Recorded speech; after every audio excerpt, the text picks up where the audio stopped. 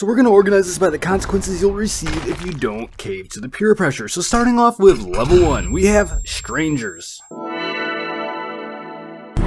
the fuck is wrong with you? Get in your car, dude. Get in your car! I'm in my car. That's fair. That's fair. Can you get in your car? No. Will you call the cops? Yeah. Whether it be a random person trying to sell you something, or a random stranger trying to convince you that some restaurant is so great and you have to go there, it means very little if you don't fall for the peer pressure since there's nothing lost here. Oh my goodness. You have to go to Dorbol's Pizza. Are you trying to steal my organs? Did I stutter? Ha! Hey guys, I'm in New York City just hanging out. I mean, the only real case of this having some type of consequences is if it's an unhinged individual trying to rob you, or if you're a woman, since I know some guys out there can be a bit scary, especially ones that don't take rejection well. I suppose it's also in rare cases some girls will make up false accusations after rejections. Hello, darling. You look like a field of 10 billion roses with the morning dew on them. Thank you. Have a good day. Is my lady rejecting me? How dare you, whore? Now on to level 2, friends. And unlike all the anti-drug education we had in school, it wasn't strangers peer pressuring us into drugs. The ones that are usually the gateway to drugs are in fact your friends. The peer pressure is usually not verbal as much as situational. I mean, people who don't want to be the odd ones out or confrontational will go with the flow. I know that's what happened with me personally. Hey bro, take a hit of this. I think I'm good. Smoke this now.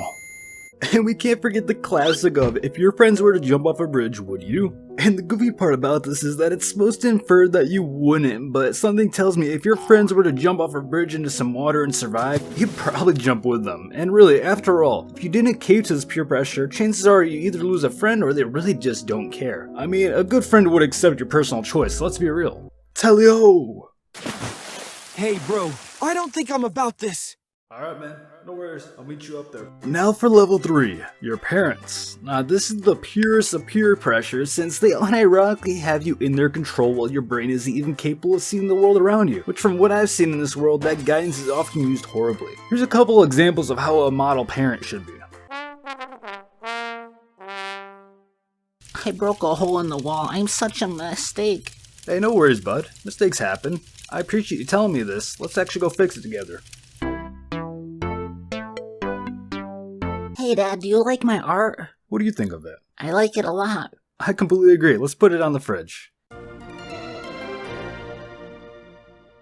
I made you a Father's Day card. It looks like you worked hard on it. It's amazing. Let's get you some colored pencils so you can draw whenever you want. I mean, especially nowadays, I've noticed that parents care more about being friends with their kids instead of actually being parents, so that leads to the child taking the path of least resistance, which is never the best way. Also, calling your kids smart is dangerous since it will lead to your kids seeking validation for being smart, but in a situation where they say they didn't do good on a test, they will feel the need to lie since they feel like the result is what's needed to be loved, which is an external validation system when ideally it should be an internal validation system that focuses on the process instead of the result. Oh man, I didn't do good on this test. My parents are going to be pissed. I'll just keep it to myself, it's better that way. And I mean, let's say if you didn't listen to your parents' pressure, depending on how old you are, there's a chance you could be grounded, put up for adoption, or maybe even kicked out of the house. Raising you for 15 years was enough. You tell him, Gerbert. We are putting you up for sale. Wait, what? Now get. Here we are with level 4, schools. And trust me, the peer pressure is heavy here, especially when I'm sure we've all heard things like, if you don't do good in school, your life's pretty much doomed. And while that might have been somewhat true back in the day, now things are very different. I mean, I draw stick figures for a living and I graduated with a 1.9 GPA. I was so close to failing I had to do this to pass. Please, can you raise my grade on this final test by a little? I can't do that. I need this so I won't get held back, please. All right. Just this one time. Thank you. And then on top of the importance they put in education, they force you to follow all their rules or else you're left to face life with very little job opportunities, which I personally think is a little foolish since, to be completely honest, everything after middle school was pretty worthless. But yet again, if you're in school, it's better to do good than not, since more opportunities is never a bad thing. Alright, today we're going to learn about how the mitochondria is the powerhouse of the cell. How is this useful in real life? Get out. But this isn't to say education is bad, but more so traditional education is. I mean, take a look around. Most people don't find themselves thriving in some of the most important aspects of life, such as basic logic, finances, physical and mental health, and so if those things aren't even reaching an average grade among the population, I think that's a major sign of the failure of the system. So let's paint your average American. Their average weight for a male is 200 pounds. There's reportedly 33% of people who have a mental health issue, which I think is probably underreported. The average income is $37,500, which is a mortgage lending power of around $150,000.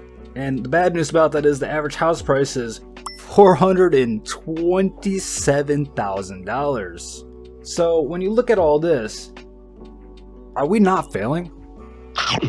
Anyways, here we are with level 5. Jobs. This is where the real threat to your survival starts, and unfortunately in these current times the peer pressure has lost some of its strength, since the reality of the situation is a lot of jobs don't pay a living wage. So the promises that backed up the pressure are gone, so all you're left with is a whole lot of pressure to do something that doesn't seem worthwhile. So why did you apply for this job? I need a second job to pay living expenses. Wow, so you aren't passionate about this job? Do you want me to be passionate about making sandwiches for an unlivable wage? Yeah, okay, you're right, you're hired. But trust me, if you don't bring dollars in, you will be getting the pressure from all sides to get a job, which I get it, but I guess I'm a bit of a dreamer to think that this world could be a bit more equal, and maybe there's a way people could live in a life without giving up almost all of it to feel a consumeristic nature. Sometimes I just want to go live out in the woods.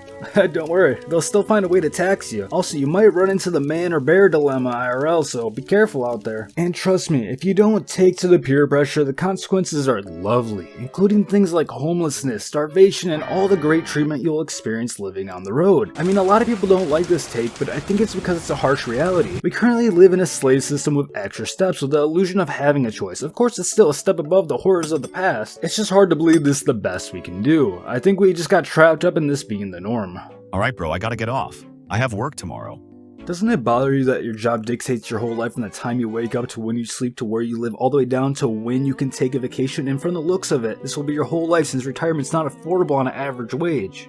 Bro, that's too much to take in before I go to bed. Anyways, it's good to have a routine. That's valid. Yeah, sorry bro. Have a good one. Now here we are with level 6, the government. Depending on the government at hand, there could be a wide range of what's allowed and what's not. I mean, some are even as invasive to tell you exactly how and how not to live your life. And if you look at things enough, you might realize that sometimes there's some double standards, maybe even rules that aren't based in reality, but instead based in control or fear. Hey, all these hippies are taking a lot of psychedelics and becoming peace-loving and anti-war. We should make them illegal. War is good for the economy after all. He's right, let's start a war on drugs. An easy example to make is how weed was a Schedule 1 drug in America, and seeing how it never physically killed anyone, it's kind of strange to put it up there with things like heroin, and I'm by no means an advocate for it. Personally, I think it's unhealthy, but to act like alcohol is safer, then it would be foolish. I mean, I personally know many people who died of alcohol, and many more who are addicted to it, but that's perfectly legal. Seems a little irrational to me personally. Alright, today class we're going to be teaching you guys what's federally acceptable and what's not. So here's our clip on what's federally acceptable. Alright, here's what's federally unacceptable. Alright, that's all I got for today, guys. Have a good one. And if you were to find yourself not following the government's rules, you very well could find yourself in a cage, which is a very scary form of peer pressure. I mean, you could be a loving, charitable person, but if you get caught with weed in the wrong place, you'll be considered a criminal and punished to the burden of the taxpayer's dollar. Hey bro, I just spent all day serving the homeless in the soup kitchen. Let's slide up and relax. Uh-oh, that's not good. Down, criminal scum! If I haven't sparked conflict in your mind yet, let's hit level 7, religion. I remember growing up as a Christian and hearing that if you don't follow the specific religion, you will burn in hell for eternity. Now telling that to a child is a very extreme form of peer pressure in my personal opinion, and this isn't meant to be hateful towards this religion, since nearly all religions have a similar concept, and I think you'd be better off following nearly any of them to follow none of them. Also, when I went to church as a kid, I had this happen. You guys are aliens. Most people do not see the world as you do. Most people this live is in sin, kind of strange, and it's isn't your it? job to Yeah, it is a convert bit. them. Try to talk all your friends into coming to the church. What? If you don't, they will burn in hell for eternity. And I wish I made that up. And I know talking about religion is a very touchy subject, but I myself am a seeker. I've read many major religious texts and many things that are far from the traditional ones, and in my eyes, to project these humanistic characteristics on God is just very human of us. Seeing how nearly all religions see God as perfect, do you really think God would doom us to burn in hell for sinning? And newsflash, we're all sinners, even the devoted. I mean, if God was to do that, it would make them spiteful, which is very far from a benevolent trait, don't you think? You didn't believe in me? Your sentence is to burn in hell for eternity. Wait, what?